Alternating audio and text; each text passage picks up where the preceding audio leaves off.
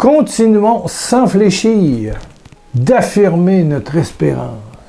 Car il est fidèle, il est fidèle, il est fidèle, il est fidèle, celui qui a promis. Hébreux 10, verset 23. Affirme ton espérance. Tu peux espérer contre toute désespérance. Il n'y a jamais de cause perdue, foutue. Continue, sans fléchir, d'affirmer ton espérance. Car il est fidèle, il est fidèle, il est fidèle, il est fidèle, celui qui a promis. Hébreux 10, verset 23. Amen, amen. Il est fidèle. Et je veux dire aujourd'hui à beaucoup de mères et de pères, parce que le centre de mon partage, c'est sur la grossièreté de nos adolescents ou de nos enfants. Il y a des enfants qui sont grossiers, qui t'insultent, qui ont un caractère en québécois, je dis bien en québécois, ça c'est notre créole, on dit un caractère de cochon. Exécrable, un caractère, pas facile, pas facile. Ils t'insultent, puis ils sont pas vieux, puis oh là là là. Mais ça peut être aussi ton mari qui t'insulte. Oui, tout est bon là. Ça peut être ton épouse. Il y a des femmes là qui ont ils ont le langage sévère vis-à-vis de leur mari. Puis ils savent bien tirer de la flèche. Pouf! Ils atteignent le centre de la mire. Ils sont capables de t'humilier solide. Il y a des femmes, là, ils ne parlent pas souvent, mais quand ils parlent. Zoom! Il y a des maris qui... Ça peut être, ton mari, ton épouse, ça peut être, ton patron.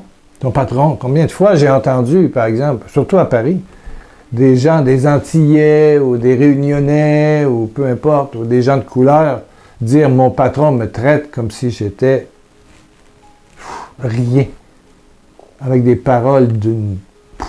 C'est blessant. Ton ex, t'as vécu avec quelqu'un, il y a eu une séparation, mais ce qu'il dit à tes enfants à propos de toi, c'est loin d'être beau. Quelqu'un qui parle en mal de toi ou qui t'insulte ou qui a des paroles de grossièreté.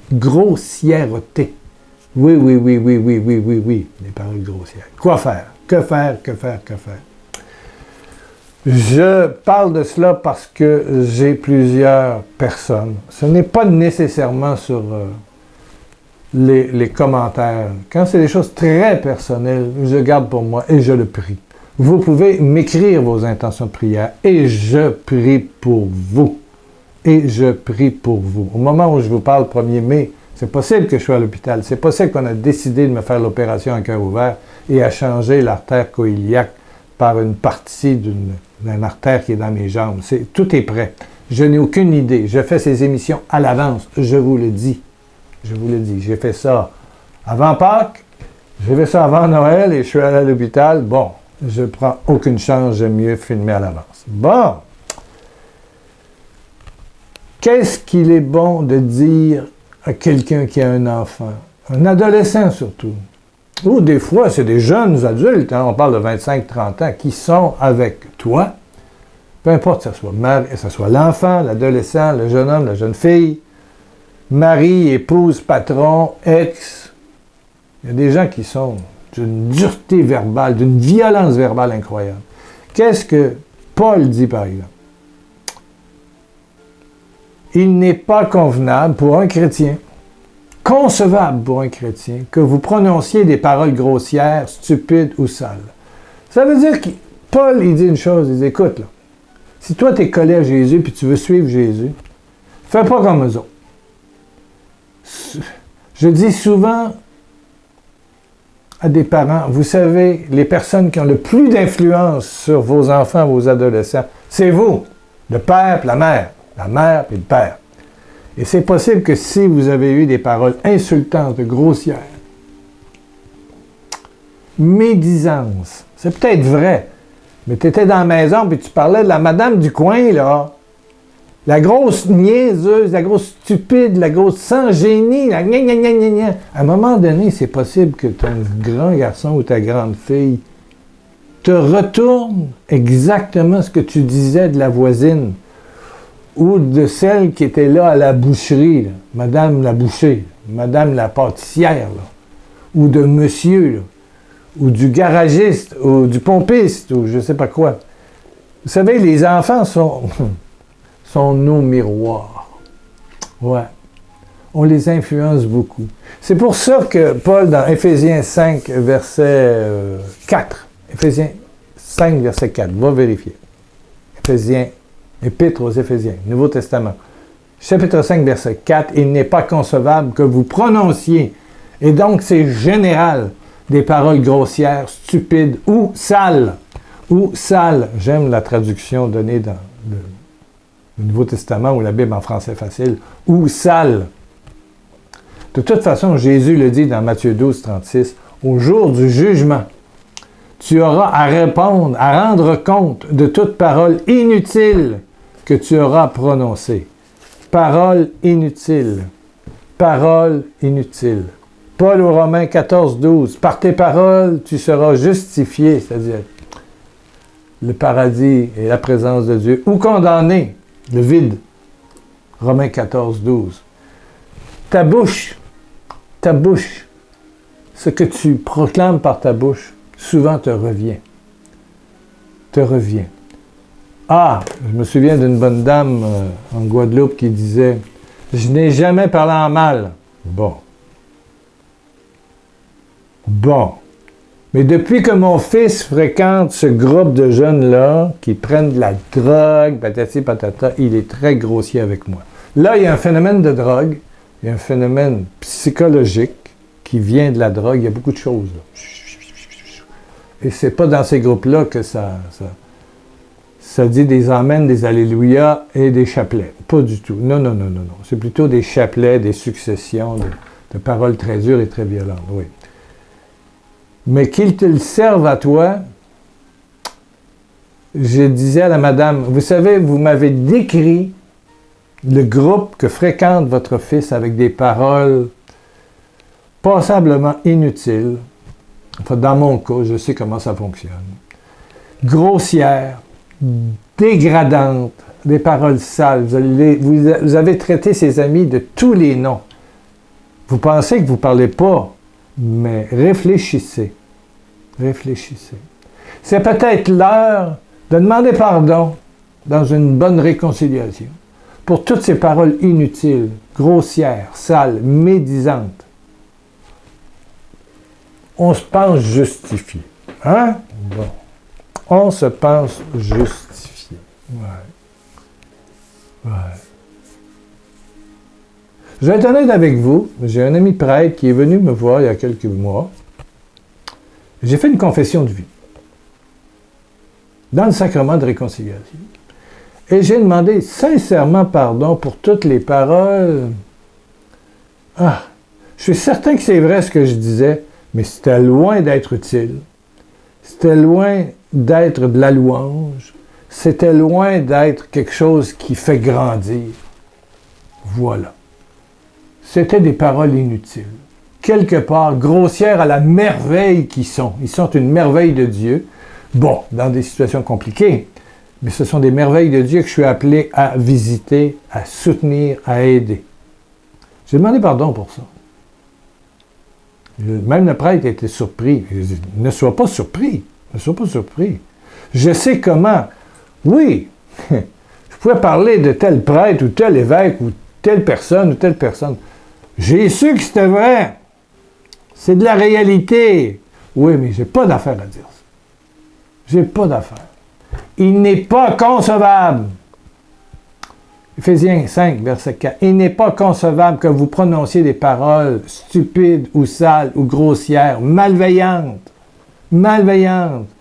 Hein? Vous allez à rendre compte, dit Jésus, de toute parole inutile. Est-ce que c'était utile? Ce qui était utile, c'est que je prie pour ces personnes, que je loue le Seigneur, que je demande des anges de Dieu autour de ces personnes. Voilà l'attitude chrétienne. Je sais que ça te touche, mais quelque part, pour tous les gens qui se plaignent de leur adolescent, adolescente, ou jeune homme, jeune fille, ou plus vieux, ou de leur époux, leur épouse, ou du patron, comment es-tu? Regarde-toi dans un miroir. Je pense que c'est l'heure d'une prise de conscience. OK? prise de conscience. Comment est-ce qu'on est dans le négatif, négatif, négatif, négatif, négatif, négatif, négatif. On parle de quelqu'un, puis il faut qu'on trouve. Il n'y a pas une belle chemise, il y a une petite tache dans le bout de la chemise, puis on parle juste de la tache. Pas de la belle chemise, qui lui fait bien, mais il y a une petite tache prise ici, là, quelque part. Bon. Une prise de conscience. Demandez pardon à Dieu. Tu es catholique, orthodoxe, sacrement de réconciliation, ça existe. Tu es protestant, évangélique ou peu importe. Te mettre à genoux dans un vrai silence, un temps de jeûne peut-être, et demander à Dieu, par la grâce de son Saint-Esprit, de te pardonner, de te pardonner, de te pardonner. Et peut-être demander à ton pasteur de te soutenir dans ta démarche à travers le verbe, c'est-à-dire ta parole. Ta parole, la parole, la parole. Ce qui sort de ta bouche. L'apôtre Jacques écrit dans son épître, c'est dans le Nouveau Testament, de la bouche peut sortir une bénédiction ou un poison mortel. C'est la même bouche, mais il faut que ça sorte du cœur. Il faut que ça sorte de la présence de Dieu. Et tout est question de prière. Mais faire le point, demander pardon à Dieu. Moi, j'étais content là de nettoyer le dossier. J'en sais des affaires. J'en ai entendu des commentaires dans ma vie. J'en ai entendu des histoires. Mais là, Dieu m'a donné de prendre conscience que les paroles inutiles, j'en ai dites. On va dire quoi des paroles? Dites. A big lot, un gros paquet dans ma vie. Amen. Et par la grâce du sang de l'agneau, j'ai été pardonné. Et puis les enfants sont le miroir de nous, parents. Amen, amen, amen. Alléluia. Bon, c'est tout pêle-mêle ce que je viens de te dire, mais je pense que nous, prenons conscience de l'importance de chacune de nos paroles. Alléluia, alléluia, alléluia. Baisse ta tête. Bon, c'est fini, tu ne regardes plus la vidéo. Tu pries, tu baisses ta tête, tu fermes tes yeux. Père éternel, que tes anges viennent prier sur mon ami et sur moi, à travers cette rencontre vidéo. Tes anges, tes anges du ciel, rien d'autre, viennent prier sur nous. Et Marie, viens prier sur mon ami, sur moi, maintenant, et tous les saints du ciel. Et je t'invite à dire avec moi, Père éternel, par Jésus-Christ. Père éternel, par Jésus-Christ. Dis-le, Père, Papa éternel, Père d'amour, Papa éternel. Par Jésus-Christ. Par Jésus-Christ. Par Jésus-Christ. Je sais qu'il y en a qui ne l'ont pas dit encore, mais dis-le, ouvre la bouche. Père éternel, par Jésus-Christ. Je te demande pardon. Je te demande pardon. 4 mots. Je te demande pardon, Père. Je te demande pardon. Je te demande pardon. Je te demande sincèrement pardon. Pour toutes les paroles inutiles et grossières.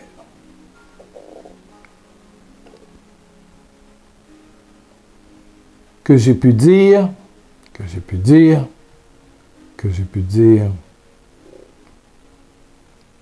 depuis ma naissance. Depuis ma naissance. Depuis ma naissance. Depuis ma naissance. Je vois des dizaines, des milliers de démons qui s'en vont. Ils dégagent au nom de Jésus, au nom de Jésus, au nom du sang de l'agneau. Oui, que le sang de Jésus coule, le sang glorieux de l'agneau de Dieu coule sur toi. Coule sur toi.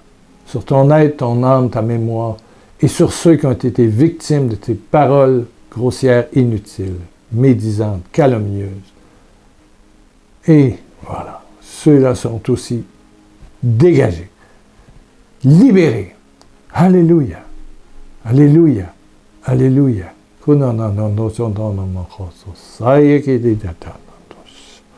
Oui, au nom de Jésus de Nazareth, tu es délié de ces paroles négatives.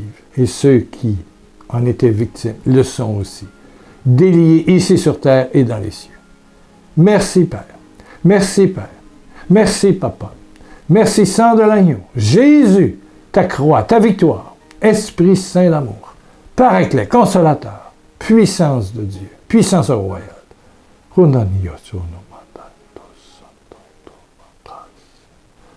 Ouh! Alléluia. Ouh! Il y a de l'amour dans l'air, il y a de l'amour dans l'air, il y a de l'amour dans l'air. Alléluia. Bon, pour ceux qui m'écoutent en direct, on est le 1er mai, je reviens le 3 mai.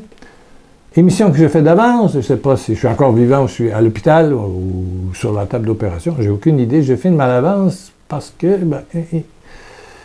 je dois aller chez le médecin en fin de mois d'avril. Et puis, je filme à l'avance un peu. Donc, voilà. Laissez un petit commentaire. Merci, merci, merci, merci, merci. Et c'est possible que ça peut prendre un petit peu de temps si je suis à l'hôpital. C'est mon fils qui fait le boulot et puis il travaille.